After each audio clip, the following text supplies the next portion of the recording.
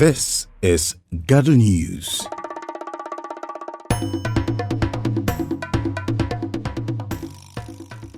The Business Facilitation Act, which was signed by former President Madu Hamman in February this year, actually was an act that was enacted to improve the ease of doing business in Nigeria. The act looked at a lot of legislations that affected many MDAs across board, from Nigerian Customs and Excise to the Immigration Act to the Finance Act, several acts, and it included the National Housing Fund Act.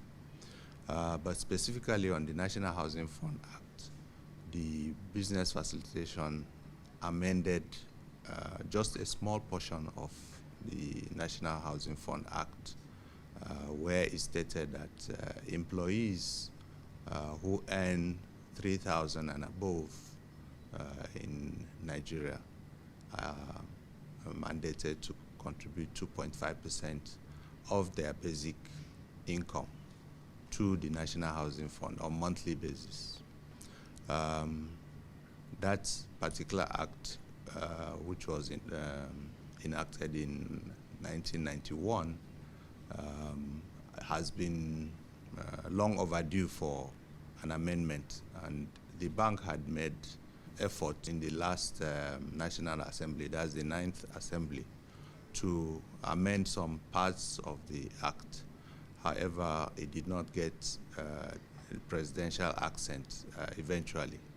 So this particular Business Facilitation Act now amended some portions of that act to state that contributors in the private sector may, if it removed shall and made it optional.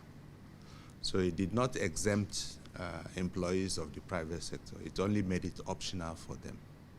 And the amendment also made it that it should not be on 3,000 and above, but now tied to the minimum wage of the country.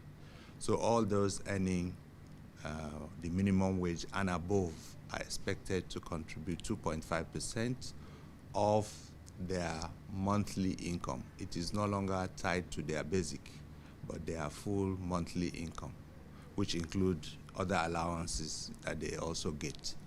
So while the Act made it optional for private sector, it also improved in some areas the volume of contribution to the National Housing Fund. GADO News.